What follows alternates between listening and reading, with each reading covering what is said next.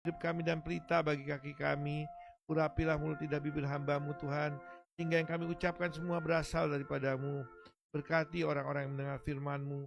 Biarlah Roh Kudus yang mematahkan setiap firman yang mereka dengar. Di dalam nama Yesus Kristus dan Nazaret kami berdoa, amin. Shalom, selamat pagi saudara-saudara yang Kristus kasihi. Selamat berjumpa kembali dalam program doa pagi dari Heaven Ministry.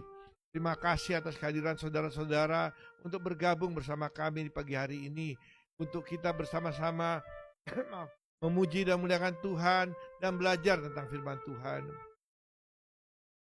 Saudara-saudara yang Kristus kasihi, pada pagi hari ini saya akan berkhotbah dengan judul kutuk atau curse. Arti kutuk menurut Kamus Besar Bahasa Indonesia ialah yang pertama doa atau kata-kata yang dapat mengakibatkan kesusahan atau bencana kepada seseorang. Saya ulangi lagi, doa atau kata-kata yang dapat mengakibatkan kesusahan atau bencana kepada seseorang. Yang kedua ialah kesusahan atau bencana yang menimpa seseorang yang disebabkan doa atau kata-kata yang diucapkan orang lain. Jadi kebalikannya sama. Kesusahan atau bencana yang menimpa seseorang yang disebabkan doa atau kata-kata yang diucapkan. Jadi pada dasarnya kutuk mengakibatkan hidup seseorang jadi susah atau orang tersebut mendapat bencana dalam hidup. Saudara-saudara yang Kristus kasih, bagaimana yang sudah berulang kali saya katakan bahwa rencana Tuhan dalam hidup kita adalah indah. Yesus sendiri berkata dalam Yohanes 10 ayat 10, Asya, mencuri datang hanya untuk mencuri, membunuh, dan membinasakan. Aku datang supaya mereka mempunyai hidup dan punyainya dalam kelimpahan. Dalam bahasa aslinya yang dimaksud oleh Yesus dengan hidup berkelimpahan ialah hidup berkelimpahan secara jasmani juga secara rohani. Allah bukanlah manusia tuh, saudara-saudara yang Kristus kasih, sehingga ia berdusta. Bukan anak manusia sehingga ia berbohong. Kalau ia berkata pasti ia menepati. Saudaraku, firman Tuhan tidak pernah bohong. Lalu mengapa banyak orang Kristen yang selalu menderita kemalangan terus menerus? Mengapa ada orang yang selama hidupnya ditimpa kemalangan, kecelakaan, sakit penyakit, atau hal-hal lainnya yang menyusahkan hidup? Padahal Alkitab sendiri banyak berbicara tentang berkat Tuhan. Yesus sendiri berkata dalam Matius 7 ayat 9 ayat 7, 9 sampai 11. Adakah seseorang dari dia minta jika dia minta. Jadi jika kamu jahat tahu pemberi dan yang baik pada anak-anakmu, apalagi Bapamu di surga. Tuhan berkata, tidak ada seorang pun yang akan memberi batu kepada anak-anaknya, roti atau memberi ular jika minta ikan. Saya percaya Bapak Ibu, saudara-saudara Kristus kasih, jika anaknya berkata, Papa, Mama, saya lapar, terus Anda mengambil batu dari halaman rumah Anda dan berkata, makanlah anak biar kenyang. Atau jika ia minta roti, terus Anda berkata, ini ular, nak, makanlah ya, makanlah anak biar kenyang. Tuhan berkata, jika kamu yang jahat tahu memberi pemberian yang baik pada anak-anakmu, apalagi Bapamu di surga. Bapa di surga, Bapa yang suci kudus, Bapa yang mengasihi anak-anaknya. Kalau tidak mungkin dia mengirimkan Yesus Kristus untuk mengampuni dosa, agar dosa-dosa kita dapat diampuni. Tuhan ingin memberkati anak-anaknya. Dia sebenarnya ingin agar kita selalu hidup berkelimpahan. Tapi Tuhan juga terikat dengan firman yang telah keluar dari mulutnya. Saudara-saudara yang Kristus kasih, saya sudah bilang berulang kali, bukan hanya kita yang hidup di alam semesta ini. Ini saja banyak makhluk-makhluk lain yang hidup, yang tidak kelihatan, yang tidak kasat mata. Tuhan adalah hakim yang adil. Semua mata memperhatikan apa yang ia lakukan. Sebagai hakim yang adil, ia tidak bisa membatalkan firman.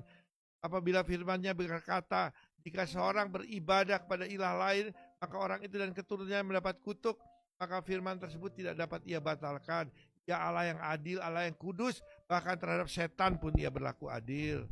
Tuhan berfirman dalam Keluaran 34 ayat 7. Yang menegurnya pada orang yang melakukan pelanggaran dan dosa, tapi tidak orang yang bersalah dari hukuman yang masih kepada anak-anaknya, kepada keturunan yang ketiga dan keempat. Saudara-saudara mungkin berkata, Tuhan kejam yang kutuk yang keempat.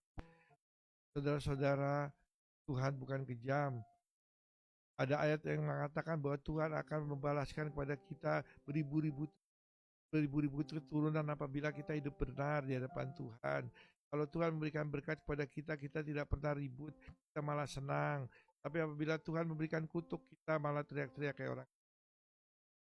Jadi kalau ada orang Kristen yang sudah lama ikut Tuhan tapi hidupnya selalu ditimpa kemalangan atau penderitaan, maka orang tersebut harus meneliti seluruh kehidupannya, bahkan kehidupan orang tua dan nenek moyangnya, bahkan kehidupan dia sendiri. Mungkinkah ia masih di bawah kutuk tertentu?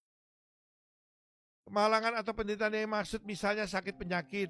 Jika seseorang atau suatu keluarga selalu ditimpa sakit penyakit secara terus-menerus, jika sudah sembuh dari satu penyakit menderita penyakit yang lain, atau jika salah satu anggota keluarga sembuh dari satu penyakit, maka anggota keluarga yang lain gantian menderita penyakit. Banyak keluarga terjadi begitu, saudara. Saya kemarin juga baca ada salah satu tentang film yang keluarganya juga setiap hari menderita sakit penyakit, habis anaknya, ibunya, bapaknya gantian masuk rumah sakit, sehingga harta benda mereka terkuras untuk bayar biaya pengobatan. Hal ini berlangsung terus-menerus, seakan-akan penyakit senang hingga pada keluarga tersebut, atau ada suatu penyakit tertentu, misalnya kanker atau gila, menghinggapi suatu keluarga secara turun-temurun. Mungkin kita sering mendengar orang-orang berkata, papa saya meninggal umur 50 karena jantung, mungkin saya juga kena penyakit jantung. Demikian juga banyak orang berkata, mama saya meninggal umur 40 karena kanker, saya mungkin juga terkena kanker.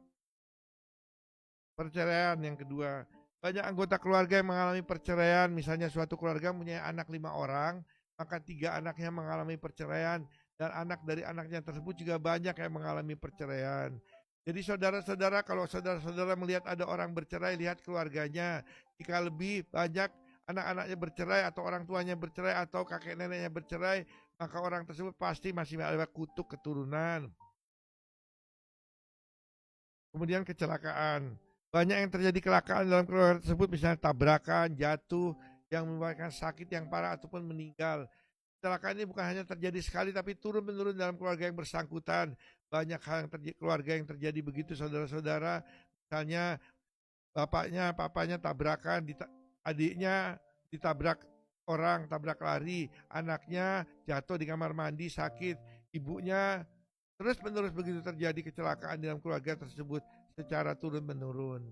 Kemudian yang keempat, gagal atau bangkrut. Kegagalan atau kebangkrutan selalu melanda keluarga ini turun-menurun. Usaha apa saja yang dilakukan selalu gagal. Kadang-kadang usahanya berhasil, tapi dalam jangka waktu tertentu mengalami kebangkrutan. Hal ini terjadi secara turun-menurun. Jadi yang saya bicarakan di sini ialah riwayat penderitaan yang berlangsung secara turun-menurun, bukan hanya terjadi pada satu anggota keluarga saja.